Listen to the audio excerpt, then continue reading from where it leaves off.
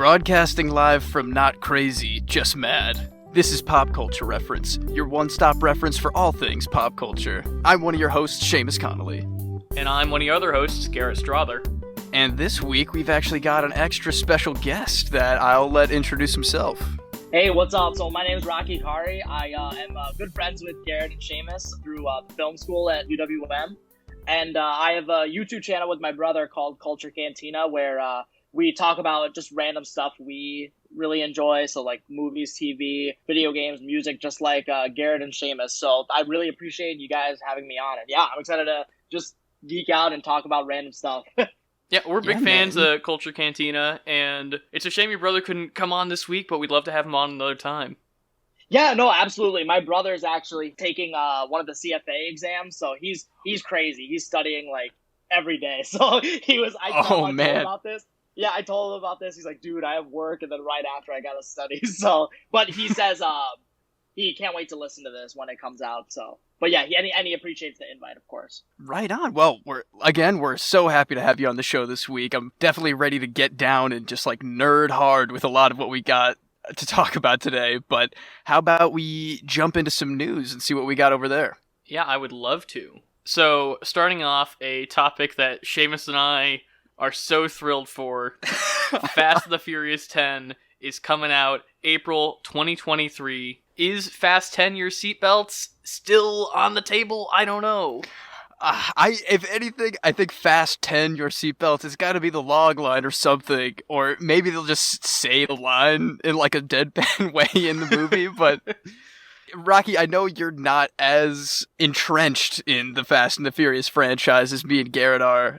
We actually did a 24-hour marathon recently of every single movie leading up to the newest one that just came out. So we're kind of yeah. It was truly a feat that I did not think we were gonna get all the way through in one night. But I mean, now we're fans forever, I think, and we're stuck just being excited inherently about 2 years from now when Fast and the Furious 10 comes out. Seamus and I actually haven't watched F9 yet because we haven't gone out to the theater, and I think we can finally rent it from home now. So, wait, Seamus, hold on. We totally have a blank spot next week. Is it finally time? Is this horrible? Are we doing it? I think it's time. God help us. Well, stay tuned, folks. It's gonna be something. But coming up next, something that I think Rocky will have a little bit more to say about is the excellent new trailer for the Star Wars anime series coming to Disney Plus, Star Wars Visions. Rocky, what did you think of this trailer?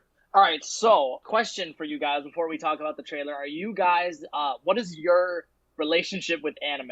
Very limited. I have seen a few anime films, but that is about it. Okay. I, on the other hand, am pretty deep in it, Rocky. I gotta tell you, I've got many favorites. I've watched enough to have some that I don't even like that much. When I heard that Star Wars Visions was coming out, I was totally pumped. And after seeing this trailer, man, I gotta say I am insanely excited. I love this trailer. Seamus, do you have like a number one favorite anime? I love Assassination Classroom. That one tickles me in a way that I don't understand. It's just so weirdly gruesome and so cheery at the same time. I'm not caught up on My Hero Academia. I know that's a big popular one, but I really enjoy that one a lot. But what about you, Rocky? What do you got? With the anime, I've seen a good amount of movies, but in terms of shows, I have just started like getting into the really highly rated ones and, the ones that people tend to recommend a lot. Out of the ones that I've seen, probably my favorite would be Cowboy Bebop. I know that's like a basic answer, but I love it. That is one that's been on my list since the very beginning. I've heard nothing but incredible things about it. And as a recent Firefly fan, I know that like everything in Cowboy Bebop is what I'm craving. So yeah, I highly recommend Cowboy Bebop. It's incredible. But anyways, sorry to go on that anime tangent, but no, man, I love it. Visions. Back to Star Wars Visions. Seamus, like you said, hearing that Star Wars was doing an anime, I was like, that is so weird, but I am totally for it. And before this trailer came out, when they had mentioned how it's not going to be canon because they gave all of the creators like pretty much 100% freedom to do whatever they want. I feel like it's a double-edged sword because on one hand, the stories are going to be so over the top, like in a good way, you know, like they're going to be able to take these Star Wars elements and really elevate them. But then at the same time, there's going to be stories where like, because the one shoot, I think it's called The Duel, where it's like a really powerful light side user and a really powerful dark side user fight. And I think that one actually takes place in the timeline after episode 9. And that is like such a cool idea. I feel like some of the magic of it is going to be taken away for me personally, knowing that it's not going to be canon. That being said, I am still super hyped. I'm going to watch the dubbed with my family, and then alone I'm going to watch the subbed version because I know my family's going to be like, I don't want to read subtitles. But I'm very, very, very excited for it. One of the things that me and Garrett were getting on about before was that because it's non-canon, they are going to go off the rails, but kind of what we were theorizing was that if people really go crazy about any specific aspect of these episodes, because I think each episode itself is disconnected from each other. It's all anthology, but they'll probably figure out a way to fit in the most popular aspects of this series into further, like, actual canon stuff down the line. Kind of like a test run, basically, to see what people gravitate to. Exactly, yeah. From the small pieces we saw in that trailer, I would love to see more of those wacky lightsaber designs. The spinning umbrella lightsaber, I'm ready for it, you know? There's so cool. I think I saw more whip-based lightsabers. I think that's been in some extended universe stuff, but I'm not sure. But, you know, I love to see the weird stuff like that. That's actually interesting. We'll kind of circle back to this in a way for our pop culture reference, but the first young adult novel in the High Republic series of Star Wars that's been coming out lately has a whole kind of like subplot dedicated to that some Jedis during the High Republic era essentially modded their lightsabers to turn into whips. Oh, that's very, very cool. I am very into that. Check it out. It's called A Test of Courage. I think it's by Justina Ireland. I love the idea of modding your lightsaber to do stuff like that. I'm in. Well, I have only read Light of the Jedi and The Rising Storm. I have not read the young adult novels, but I do love young adult novels, so I should definitely check it out. But back to the Visions trailer, we were talking about lightsaber mods, and there was somebody at the very beginning of the trailer loading up their kyber crystal into their lightsaber with like a pull action, almost like a shotgun shell. Yeah. And that was really cool. Yeah, definitely loved that a lot. And that shot especially going with this really cool music they have going on with the trailer too has got me I'm all about everything that I saw. One other thing is that I think it's very smart of them to do distinct anime styles for each episode and having different studios work on them. I think that just gives it a lot more variety and uniqueness. Yeah, it makes it like a true anthology. Absolutely. It's going to make each episode have its own distinct feel in a way that if they were just like, oh, we'll get one Japanese anime studio to come in and do a Star Wars series, even if it were an anthology series. I think this is much more reverent to the culture behind anime. It's not just saying anime is this one thing and slapping a sticker on it that says Star Wars and selling it, maintaining a seeming reverence for the art form. Do we know if this is going to be week-to-week releases, or is this going to be all at once? I'm pretty sure they're dropping it all at once. Yeah. You know, I maybe would have even liked the week-to-week to see each new style once a week, something new every time, to kind of let the one I see marinate each episode. But then again, it's going to be really interesting to just be able to compare this entire season pretty much all at once. Visions, even though it's completely different, obviously, but it reminds me a lot of What If. What If, I feel like it makes sense that they're doing it week to week, because then, like Seamus said, it lets you marinate on every episode. And, like, personally, I really like the week by week instead of the season drops that, like, Netflix and stuff do. I feel like that's just, I don't know, it just makes it more hype. Like, agreed. I think on Pop Culture Reference, we definitely have the weekly release stamp of approval. Oh, yeah, definitely. Not that we couldn't talk about Star Wars Visions for another 1,000 years, but I think we should move on to our last piece of news, which is also Disney Plus series related. Dominique Thorne from Judas and the Black Messiah and If Beale Street Could Talk has been cast as the MCU's Riri Williams, aka Ironheart, and it's confirmed that she will be, in addition to the Ironheart series, be appearing in Black Panther 2 Wakanda Forever. Maybe Riri Williams kind of counterpart to Shuri or something like that. They kind of seem both like young, genius women that kind of might be taking up that superhero role soon. I know nothing about Ironheart. But I think implementing her is really cool, especially like in Black Panther 2 as well. I very much think that Shuri is going to be the one who takes like the Black Panther mantle. I'm 110% on that train. Seamus, like you said, you could have like a mirror story between one becoming Black Panther and one becoming the new Iron Man or Ironheart. So that would be cool. It makes me wonder, is Riri Williams going to be Ironheart when Black Panther 2 starts? Or are they going to kind of go on that journey simultaneously? That's a good point. Riri Williams might just stay a normal character for the entirety of Wakanda Forever and come into that Ironheart character in the series, because I think that is a really cool thing that I really appreciate in these longer form interconnected stories where we can get to know a character before they're a superhero and they're just a person living their life and getting to know their ideology, which is actually, we're going to be talking about What If in 1 second, something I really enjoyed kind of getting a glimpse into in What If. But I think we should start talking about our main segment, What If? Let's do it. So for today's main segment, we're going to be talking about episodes 1 and 2 of the Marvel anthology series, What If, now streaming on Disney+. To start off, we're going to talk about those first 2 episodes, general thoughts, and then in a few minutes, we'll mark official spoilers where we'll talk about them completely in depth. Garrett, you were saying you've been hit by that wall. You're getting a little tired on the whole Marvel stuff, and I completely understand that. Loki definitely totally did it for me, and that kind of started back on the rise again for me for sure. But completely agree with that. Yeah, Loki, loved it. But this What If series, I'm having a lot of fun, and maybe it's because I know that everything is just kind of for the fun of it. Everything is non-canon. Everything really is what if, and I don't have to focus as much, maybe worry as much about how the greater universe is being torn apart by these alt decisions. I am finding myself really enjoying these. I mean, I think I liked the second episode more than the first, but it just gives me hope that, well, it's for a very specific purple friendly reason, Garrett, but I agree. I'm on Seamus's boat with that. I watched both of them today.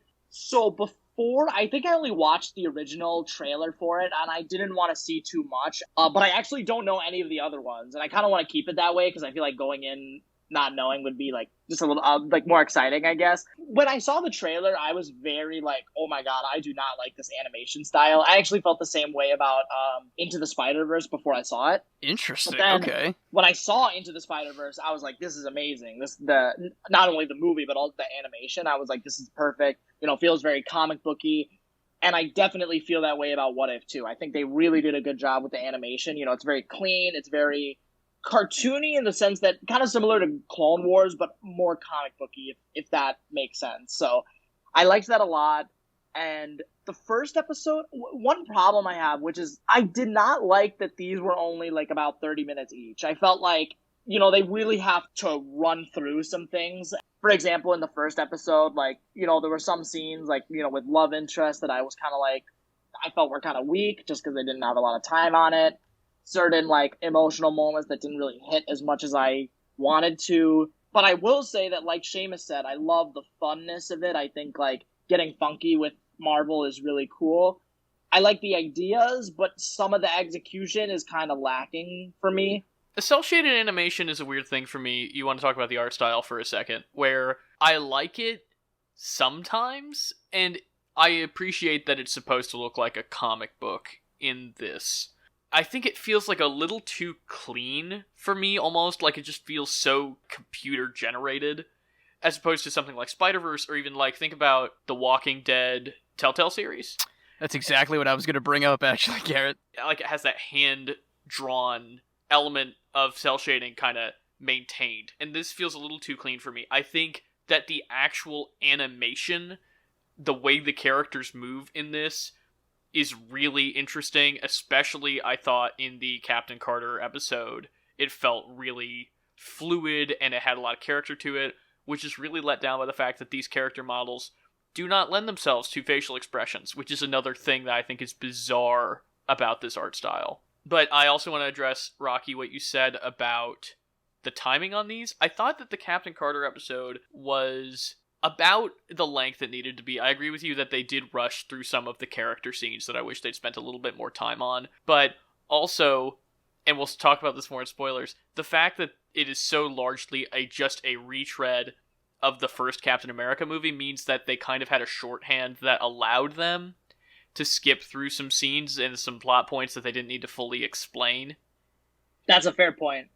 My entire issue with the second episode was the fact that that was the concept that had so much potential to me, and it felt like just a series of in-jokes. It felt like a how it should have ended that went on for 30 minutes.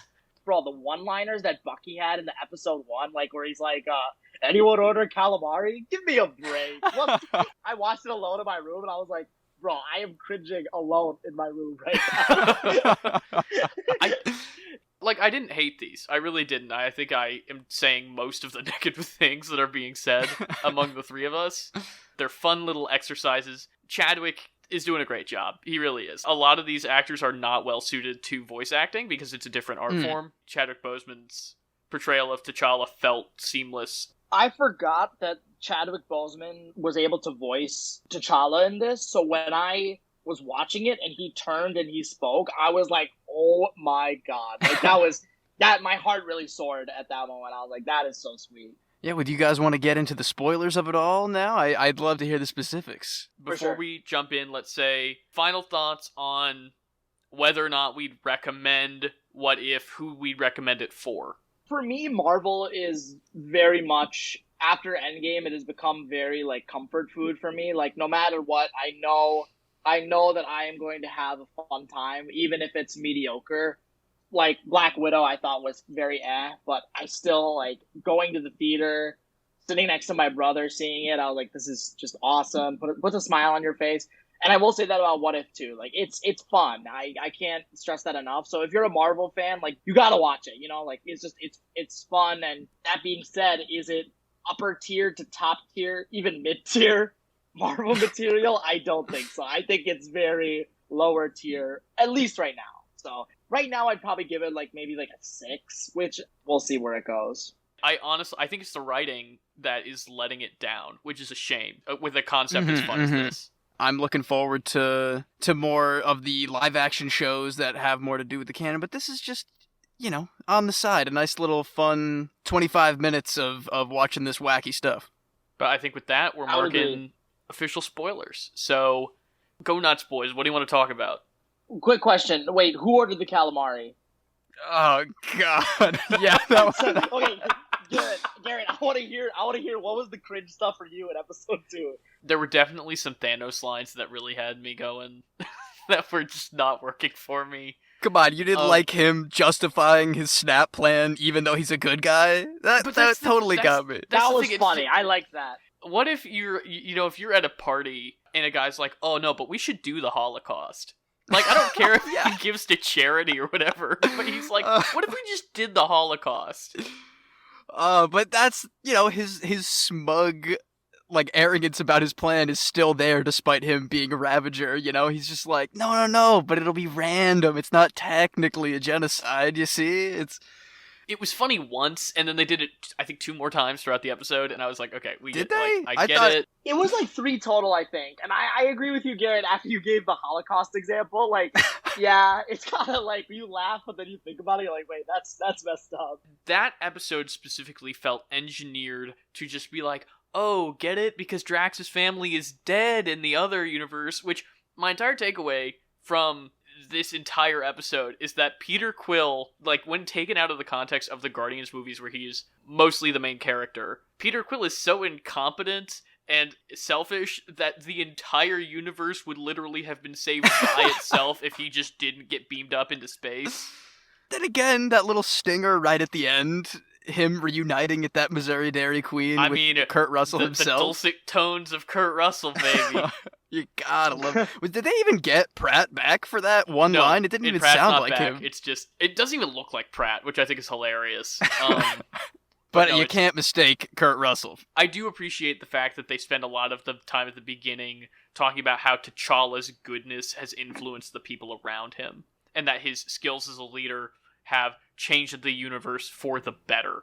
I do like that, but it didn't feel like they were taking as much advantage of the idea of T'Challa is the guy that's in space. It just feels like, what if the Marvel Universe were different? Because isn't the Black Panther suit in his necklace? I thought they were going to bring that out at No, one. Shuri creates that technology Oh, in the right. first Black Panther. I'm like, oh, here we go. We're going to get some fun, super jacked Collector versus Space Black Panther here. Weird But jacked collector. That was weird. yeah, that he's like super buff and With Korg's arm, Yeah. apparently. yeah, Like, Korg's arm. That's so sad. somehow in the What If universe, the fact that Peter Quill wasn't abducted allowed the Collector to get Captain America's shield, Hela's hat thing. Mjolnir too was in there. That to me says that the Avengers are all dead and like yeah, Ultron no, 100%. won or Earth something is at just some point. destroyed. So Yondu was not lying to T'Challa.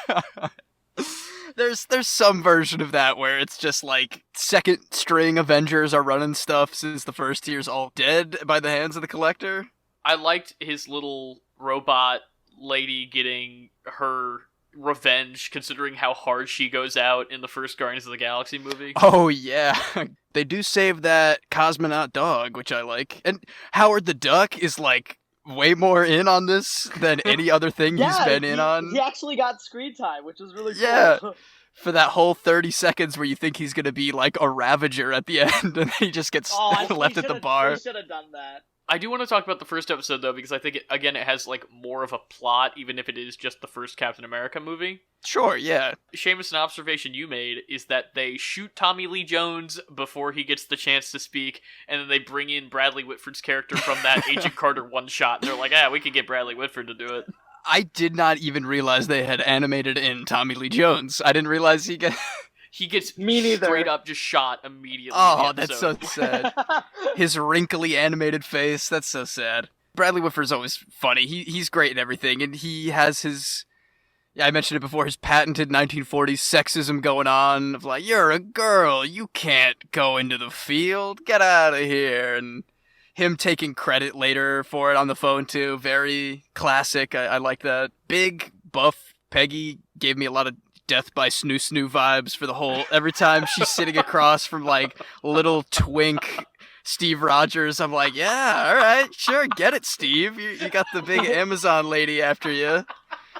You got to bring out that Hydra Buster or whatever it's called. I don't know. Oh, I thought their God. relationship was really good in this. I wish Yeah. that they had spent more time on it, because it did feel rushed, but their Yeah. teamwork in the field is so good, and frankly better than it is in the actual movie. The idea of Steve Rogers being the first Iron Man, that was really cool. I did not see that coming, so I thought that was really interesting.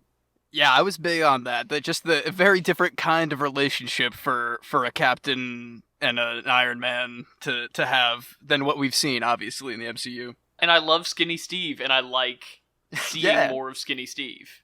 He is a super compelling character, and I think that a lot of the time he gets diminished to, like, buff himbo or something, like... Yeah. And I like seeing that character go back to its roots. I have a quick question about the ending there with the calamari monster. Is that supposed to be a monster I recognize, / is it the tentacle monster from the beginning of Guardians 2? I don't think it is. I think it's too big to be the tentacle monster from the beginning of Guardians 2, even though that is also what I initially thought it was.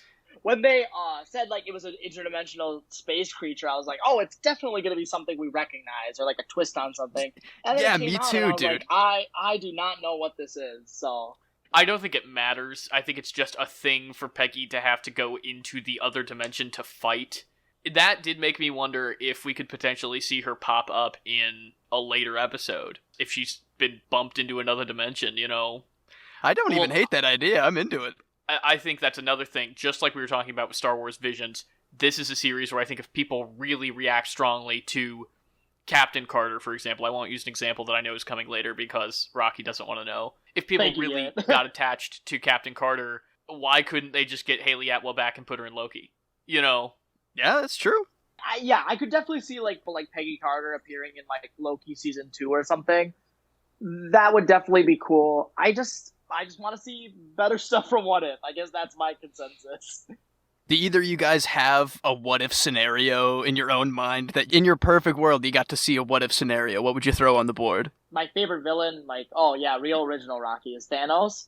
So Sure. I would love like a what if Thanos was an Avenger. But we kind of got that in this episode with the Ravagers, so I don't know if that would be treading the same ground, but I think I would love to see that. I mean, I love Buddy Thanos, like fun, smiley Thanos, who, like, the worst thing about him is that he's got, like, a kind of a rough relationship with Gamora at this point. Like, I like that, man. I would be totally in on that.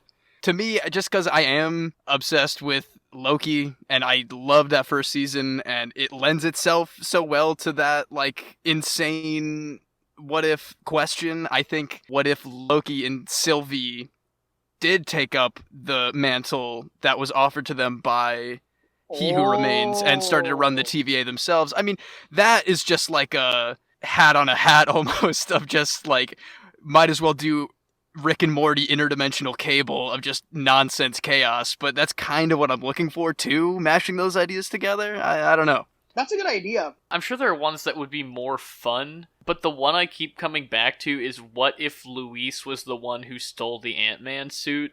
Oh. Yo! Dude, I'm into that. I like that, because you know he wants to get up in that suit. I fully subscribe to the theory that Luis is in the battle as Giant Man in Endgame, because there's that weird continuity of, like, they show a shot of big giant Ant-Man, like, punching a thing in the face, and then they quick cut to Scott Lang, and he's small, and people are like, what? How's that happening? Luis, man. Luis is big, and he's in on it. He's gonna recap the whole fight in that super fast talk way at some point, and it's gonna be glorious. I was gonna say, he's got, like, members of the Dark Order, like, pinned down, and he's like, so then Scotty comes back, and he's like, oh, you gotta get in the Ant-Man suit so we can come fight Thanos. And I'm like, I don't know what that means, but okay, I'm on the way. That's perfect, dude. That's what it is. With such a compelling cast of characters, and, you know, Rocky, you brought up Killmonger as a character who's really strong and compelling, who I hope we see pop up later in this series, and I hope that later episodes take more advantage of the insanity that they can produce and don't just stick to being such silly in-jokes. Yeah, I really enjoyed, you know, these first couple episodes of What If. We'll probably revisit it a little bit down the line. I don't know exactly how many episodes there are. I think it ends sometime in October. So October's going to be a busy month for us, but also maybe all the movies in the world will get delayed. Yeah, who knows? That seems to be the trend, doesn't it? If we do cover it again, we'd love to have you back on, Rocky. Maybe Shri on with you, you know? Oh, yeah, no, absolutely. That would be dope. I was just looking. It looks like there's going to be 9 episodes total. So that would be like pretty much like mid to end October. But yeah, if we've got time, Rocky, we would just love to have you on again and talk more What If. Yeah, no, that would be a blast. Thank you. Yeah, no, I'd love to do that. With that, I think we're going to bump it on over to our pop culture reference of the episode, which is something near and dear to all three of our hearts. We're talking about Star Wars. This week's pop culture reference is the new Star Wars era, the High Republic. The High Republic is the latest era being explored in Disney's Star Wars canon, and it's being represented in print literature in both comic book form and novels of all reading levels. It's also branching off into audio dramas. Lasting around 200 years between approximately 300 years before the Battle of Yavin and 82 years before the Battle of Yavin, this was the period of time that the Galactic Republic was at the height of its strength and influence. Being set so far before the Star Wars films, the characters in the High Republic stories are largely new, with the occasional exception of an extremely old character, the most notable being Jedi Master Yoda. It is also likely Count Dooku could make an appearance down the line, as his training began at the tail end of the High Republic era. This largely unexplored part of Star Wars chronology has been referenced in other projects like Star Wars Squadrons and flashbacks within other canon novels, and presumably will start to influence more main series installments like The Mandalorian and future feature-length films. Rocky, I know you kind of brought this up as a potential pop culture reference to talk about. We've talked about potentially covering it for the show. I've read several of the books, as mentioned earlier on the show. I know you've read the first 2 adult novels. What are your thoughts on this Star Wars era?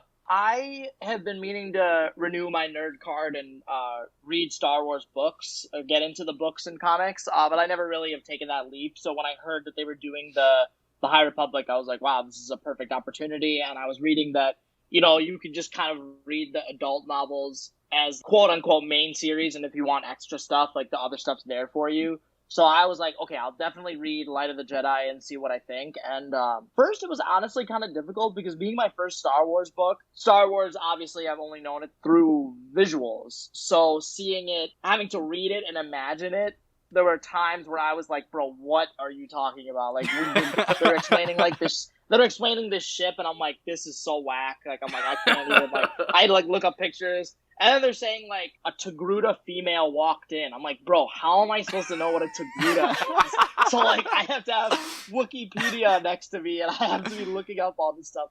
But then, after finishing it, being like, wow, that was awesome. I very much liked both of the books. It feels just so much fun. I literally feel like I'm reading a movie. It's so hype. All the characters are very interesting, especially the Jedi. I think the Jedi are definitely the best part of it. The Nihil, the villains, are a close second. Garrett, you have read the books, you said, right? Yes, I have read Light of the Jedi, which is the first adult novel, The Rising Storm, which is the second adult novel, and A Test of Courage, which is the first young adult novel. And then, Seamus, you have not read the books. I haven't read any of them yet. They're definitely hot on my list just because people whose Star Wars opinion I truly respect, like you both, I've heard nothing but incredible things about it. So I'm definitely going to be jumping on that before I get left too far behind on those. At least read Light of the Jedi and Rising Storm. I think you will definitely get a big kick out of them. I'm kind of being a little wary because it's reminding me, at least the first 2 books, and Garrett, let me know if you feel the same way. It's reminding me a lot of Episode 7 in the sense that love the characters, love the ideas, love the mysteries that they're presenting us, but I'm very, very scared that the execution is not going to be good. Marquion Ro is so freaking interesting. I want to know everything about him. He is so scary, and the one thing I love about him is that it reminds me of, are you guys fans of Avatar: The Last Airbender? I've been meaning to get into it for literally forever, and I should have watched it over COVID, and I was waiting to watch it with somebody, and I'm not going to watch it with them anymore, so now I'm just kind of in a weird...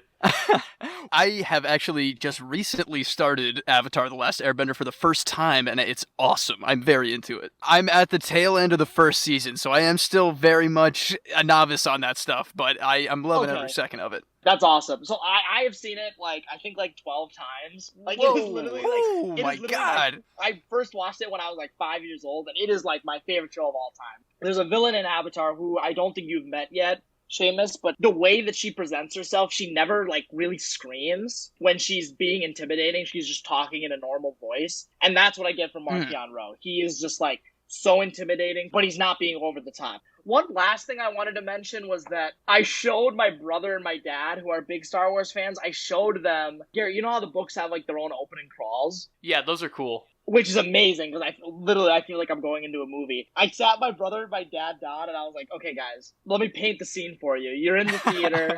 You've seen trailers for this High Republic Star Wars movie. You're not sure, but you're looking forward to it. Star Wars comes on the screen, and then this is what you get. And I had them each read the opening crawl. And they literally looked at me and they're like, this just makes me sad that it's not a movie. It is, both of them said, it is just so rich and so ripe for storytelling that I'm glad that they're doing it in print form. I think it's awesome. But if they do not at least announce a High Republic movie, I know they're doing the Acolyte, but I want to see Avar Kriss, Elzar Mann. I want to see them in live action. I feel like they are great characters. So I love the High Republic so far.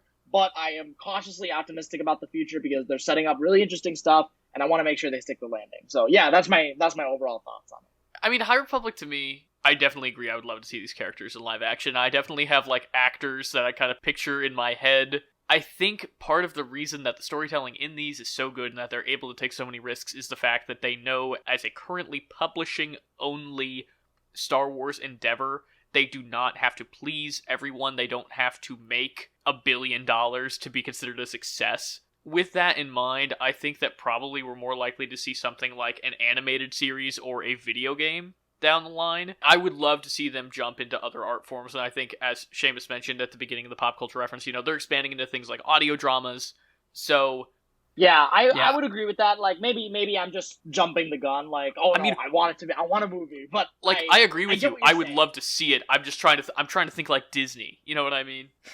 For sure. I have a feeling that they're investing so much into this new era that it's inevitable that we'll get live action installments of this era soon enough. A couple years down the line for sure. But I would not be upset about a series, animated or live action. If they wanted to do the video game route, I would positively be delighted with like a Knights of the High Republic style, like RPG maybe, which would be a lot of fun. I would really explode if they announced like a Knights of the High Republic game. That would be hype. I'm excited to figure out just exactly what the heck you both are talking about. I think that wraps us up for this week's pop culture reference, so let's move it on over to Save the Rec Center. Now it's time to Save the Rec Center, where we give you our weekly recommendations. Rocky, as our guest, I think you should go first. What do you got for us? So I can recommend like anything? Literally anything in the world that you want to recommend. It doesn't have to be movie or media or anything related. It usually is on this show, but you could do whatever you like. All right, I'm going to go on the wagon that I was on a little bit ago. My recommendation is going to be Avatar: The Last Airbender. I can't stress enough how good it is. I think it's I probably would say it is the best story ever told, in my opinion. I think it's just, wow. It is incredible. There's certain people where I talk to and I'm like, yeah, you probably wouldn't like Star Wars. Like, you'd be like, oh, it's cool, but you wouldn't be like a fan. Literally Avatar, like anyone, I'm like, oh, you would like it. You would like it. Like my parents, I showed it to them during COVID last year and they were like, this is just amazing. So it takes a lot of inspiration from Eastern culture, is really cool too. There's even some Indian stuff that they throw in, which I really appreciate. So yeah, overall, like Avatar, you gotta watch it. And once you do, let me know what element you would bend. So, like I said before, I'm into the first season, and I think it's fantastic. The humor is absolutely wonderful. The action of the element bending is super fun. I love our boy Dave Filoni's fingerprints all over that kind of emotional kind of story that he can still fit in that like massive entertainment factor. I will take that rec and finally get off my ass and finish that series just for you, Rocky. If it's got that official greatest story of all time, eat your heart out, the Odyssey, Hamlet, and the Epic of Gilgamesh. So let's go. Yeah. Hell yeah, man. Hell yeah. And then, of course, you can cap it off with the M. Night Shyamalan viewing. Yeah, perfect. Oh, the God. perfect nightcap. I've always wanted to see it, but only after I saw the actual series, so I don't poison myself. Bro, take it from me, who was, I think, 10 when the movie came out, and I went into the theater with my brother and my mom, and I was like, oh boy, this is going to be amazing. Oh, poor little Rocky. I'm so sorry. I was like, what just happened? Oh, just walking out crying. Oh, God. Like, I think in my memory, that was the first movie I came out of that I was like, that was not good.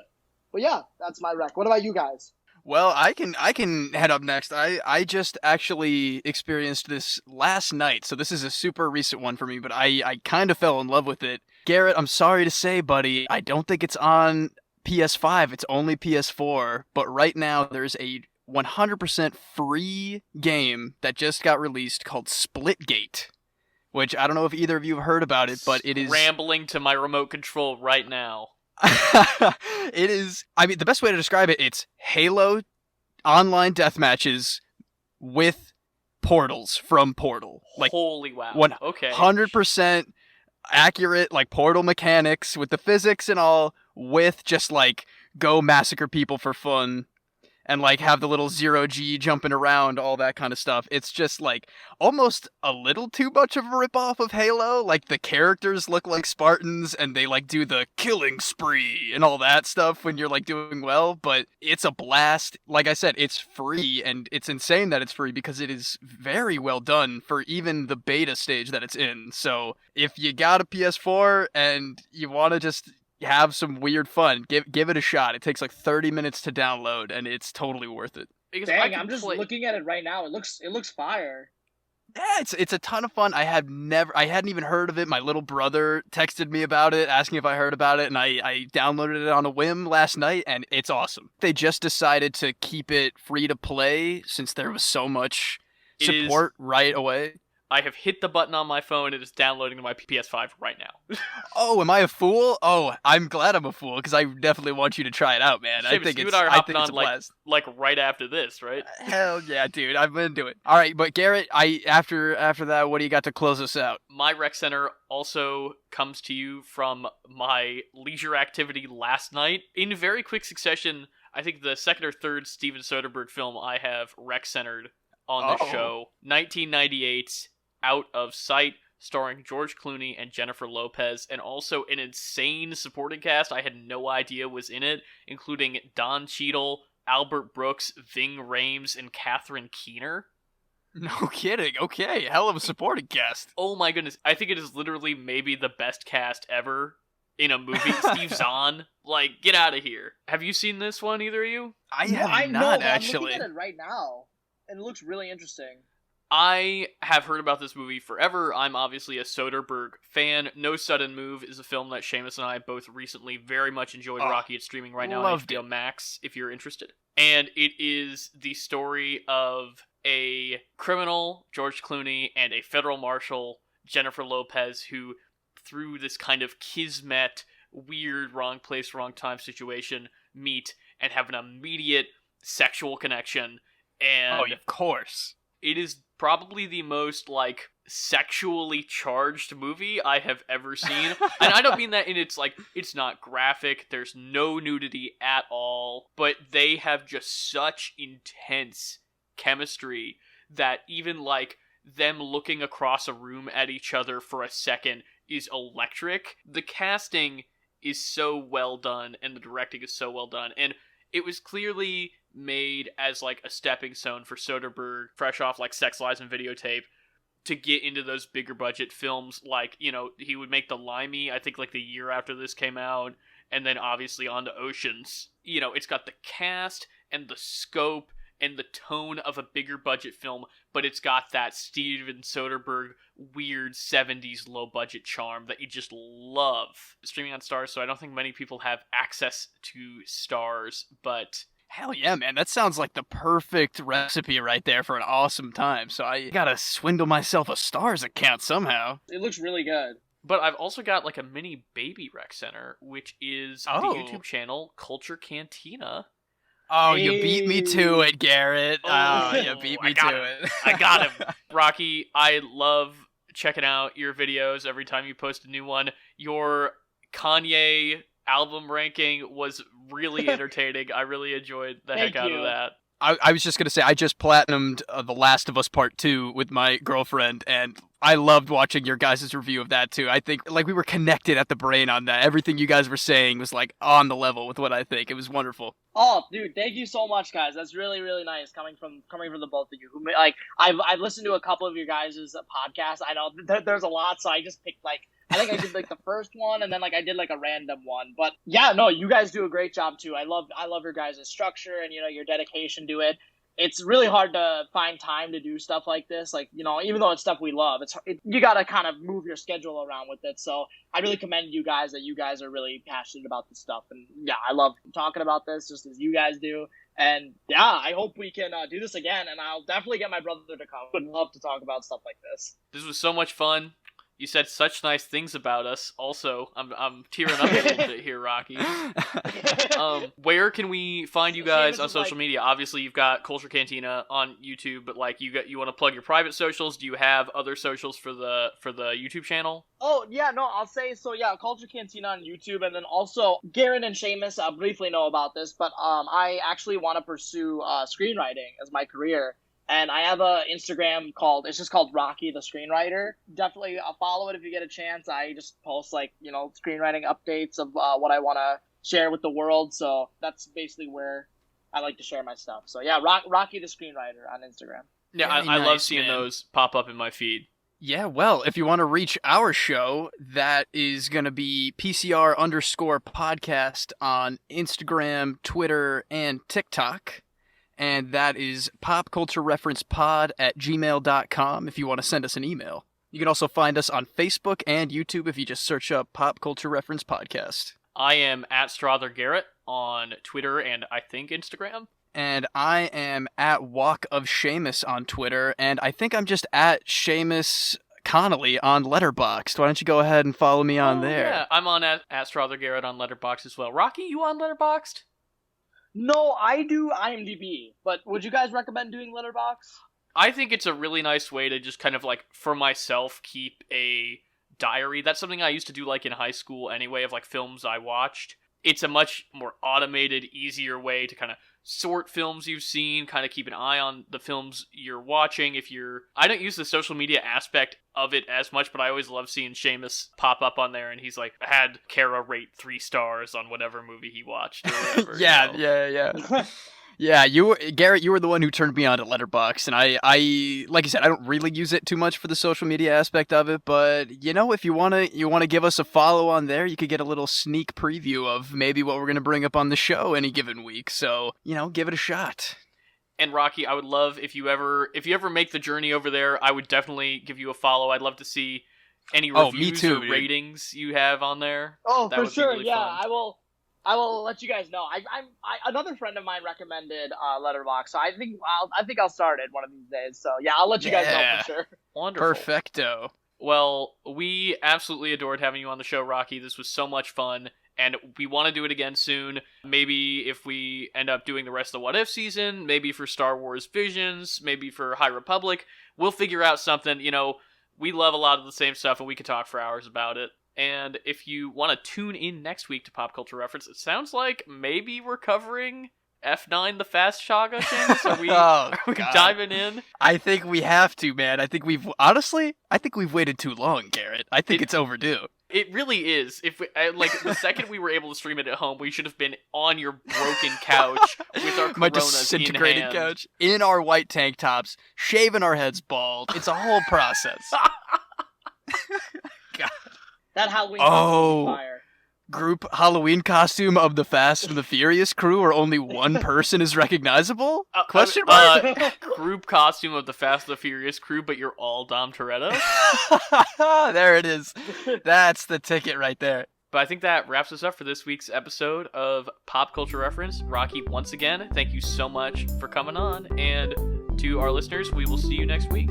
Adios, amigos. Thank you. Take care.